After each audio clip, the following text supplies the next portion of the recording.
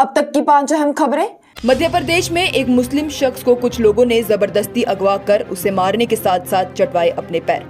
आजकल आए दिन सोशल मीडिया पर ऐसी वीडियोस फैलती रहती है जहां पर खुलेआम कुछ लोगों का जुट मुस्लिम बिरादरी से ताल्लुक रखने वाले लोगों के साथ मारपीट करने के साथ साथ गाली गलौज भी करता है। ऐसे ही एक मामला आज मध्य प्रदेश के ग्वालियर से सामने आ रहा है, जिसमें एक गोलू गुजर नामी शख्स अपने दोस्तों के साथ एक मुस्लिम नौजवान मोहसिन को थप्पड़ और जूते चप्पलों से मारता हुआ नजर आ रहा है। वीडियो में एक शख्स मोहसिन से कह रहा है कि बोल गोलू गुजर तेरा बाप है, और साथ ही साथ वो उसे बहुत ही गंदी गालियां देता हुआ भी सुनाई दे रहा है। इतना ही नहीं, वीडियो में साफ तौर पर देखा जा रहा है कि वो आदमी मोहसिन से अपने पैर का निचला हिस्सा जुबान से चाटने के लिए कहता है और उसे चटवाता भी है। वहीं फिलहाल इस मामले के खबरों में आने के बाद ग्वालियर पुलिस ने 2 लोगों के खिलाफ मामला दर्ज करके उन्हें गिरफ्तार कर लिया है। मुसलमान होने की वजह से महाराष्ट्र में नहीं मिली मकान की रजिस्ट्रेशन। पंचायत ने कहा हमें गांव में नहीं चाहिए कोई भी मुसलमान। जहां पहले उत्तराखंड और हिमाचल प्रदेश से मुस्लिम समुदाय के लोगों को वहां से घर खाली करके अपनी जान बचाकर भाग जाने की धमकी मिली थी, वहीं आज महाराष्ट्र में एक 73 साल के बुजुर्ग को मुस्लिम समुदाय से होने की वजह से मकान की रजिस्ट्रेशन नहीं मिली। आपको बताएं तो मामला महाराष्ट्र की पुणे तहसील का बताया जा रहा है। कटराज के अंबे गांव में रहने वाले 73 साल के कासिम मुल्ला, जिन्होंने कटराज से 50 किलोमीटर दूर मवाल तालुका के कमरे नामा गांव में 10 साल पहले 4000 स्क्वायर फुट का प्लॉट खरीदा था और शुरुआत में ही 10 बाय 10 फीट का एक ढांचा उस पर अप्रैल में बनाया था और उसकी रजिस्ट्रेशन के लिए ही उन्होंने जून में दरख्वास्त दी थी। कासिम के बेटे जावेद का कहना है कि उन्होंने सारे कागजात ग्राम सेवक को दिए और पंचायत ने उन्हें 30 जून को इजलास करने के साथ साथ रजिस्ट्रेशन करने की बात कही थी, लेकिन वहीं उनका कहना है कि रजिस्ट्रेशन की दरख्वास्त को खारिज कर दिया गया है, क्योंकि पंचायत का कहना है कि जिसके नाम पर यह रजिस्ट्रेशन होनी है वो इस्लाम मजहब से ताल्लुक रखता है और उन्हें अपने गाँव में कोई भी मुसलमान नहीं चाहिए। उनका कहना था कि उन्होंने कभी भी अपने गांव में किसी भी मुसलमान को जगह नहीं दी है और ना ही वो चाहते हैं कि वहां कोई मुसलमान आए, इसलिए वो इस रजिस्ट्रेशन को इजाजत नहीं देंगे। इतना ही नहीं, उनका ये भी कहना है कि कासिम मुल्ला से उन्होंने ये कहा है कि वो प्लॉट बेचकर वहां से चले जाएं, लेकिन वो सुनने को राजी नहीं है। तो अब अगर आगे गाँव वालों से उनकी किसी भी तरह का कोई भी झगड़ा होता है तो उसके लिए कासिम मुल्ला खुद ही जिम्मेदार होंगे। वादा किया था कि पेट्रोल टमाटर के भाव बिकेगा, जबकि अब उल्टा हो गया कि टमाटर ही पेट्रोल के भाव बिक रहा है। वारिस पठान का सरकार पर तीखा वार। देश में गरीबी की सीमा पार हो चुकी है और उसी बीच अब महंगाई ने भी लोगों की कमर तोड़ दी है। 20 या 30 रुपए किलो बिकने वाला टमाटर अब 150 से 250 रुपए किलो बिकना शुरू हो गया है।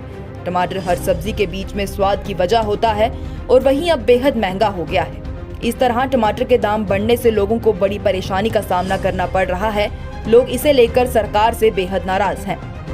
वहीं इन बढ़ते दामों को लेकर ऑल इंडिया मजलिसे इत्तेहादुल मुस्लिमीन के एडवोकेट और नेशनल स्पोक्स पर्सन वारिस पठान ने सरकार पर तंज कसते हुए कहा कि केंद्र सरकार ने वादा किया था कि वो ऐसा दौर लाएंगे कि पेट्रोल जो इतना महंगा है वो टमाटर के दामों पर सस्ता बिकना शुरू हो जाएगा, लेकिन यहाँ तो सब उल्टा हो गया, बल्कि अब तो टमाटरों का भाव इतना महंगा हो गया कि वो पेट्रोल के दामों पर बिकना शुरू हो गए हैं। यूसीसी को लागू करना सरकार के लिए अच्छा नहीं होगा, गुलाम नबी आजाद का बड़ा बयान। यूनिफॉर्म सिविल कोड को जब से सरकार ने लागू करने की बात कही है तब से ही इसकी मुखालफत में एक के बाद एक बयानबाजियां हो रही हैं। मुस्लिम बिरादरी के कई लीडरों की जानिब से इसकी काफी मुखालफत की गई, जिसमें AIMIM के सदर असदुद्दीन ओवैसी, जमियात उलेमा हिंद के सदर मोहम्मद मदनी जैसे लोग शामिल हैं। वहीं इसको लेकर आज डेमोक्रेटिक प्रोग्रेसिव आजाद पार्टी के चेयरमैन गुलाम नबी आजाद से जब पूछा गया तो उनका कहना था कि इसका सवाल ही नहीं उठता, क्योंकि ये उतना आसान नहीं है जितना सरकार के लिए जम्मू कश्मीर से आर्टिकल 370 को हटाना था, क्योंकि यूनिफॉर्म सिविल कोड में सब आते हैं। उसमें मुसलमान, हिंदू, सिख, ईसाई, कबायली, जैन और पारसी सभी लोग आते हैं और एक साथ सरकार इतने सभी लोगों को नाराज करना उनके लिए सही नहीं होगा। तो मेरी सरकार को यही सलाह है कि कोई ऐसा कदम उठाने की सोचे भी ना। प्रधानमंत्री मोदी आम आदमी पार्टी को रोक नहीं सकते, इसलिए उन्हें कर रहे हैं बदनाम। अरविंद केजरीवाल ने केंद्र पर साधा निशाना। प्रधानमंत्री मोदी और भाजपा सरकार पर आम आदमी पार्टी के कार्यकर्ता और नेशनल कन्वेनर अरविंद केजरीवाल आए दिन निशाना साधते रहते हैं, खासतौर पर उनकी पढ़ाई को लेकर।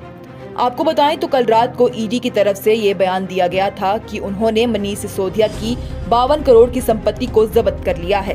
वहीं इसी मामले को लेकर दिल्ली के मुख्यमंत्री अरविंद केजरीवाल ने सरकार पर निशाना साधते हुए बयान दिया कि कल ईडी ने सभी चैनल्स पर खबर चलवाई कि उन्होंने मनीष सिसोदिया, जो कि इस वक्त शराब घोटाले नीति को लेकर जेल में है, उनकी 52 करोड़ की संपत्ति को जब्त कर लिया है, जबकि ऐसा कुछ नहीं है। मनीष सिसोदिया के 2 फ्लैट जब्त किए गए, जिनमें से उन्होंने एक 2004 में 5 लाख रुपए का लिया था और दूसरा 2011 में 65 लाख रुपए का लिया था और इसके साथ ही उनके बैंक अकाउंट में 11 लाख रुपए थे, जिन्हें जब्त किया गया है। अरविंद केजरीवाल ने कहा कि प्रधानमंत्री मोदी भी जानते हैं कि आम आदमी पार्टी कितना अच्छा काम कर रही है, इसलिए वो जब हमें रोक नहीं पा रहे तो बस हमारी बदनामी कर रहे हैं। ये थी अब तक की 5 अहम खबरें। लेटेस्ट अपडेट्स के लिए देखते रहिए न्यूज़ इनसाइडर 24/7।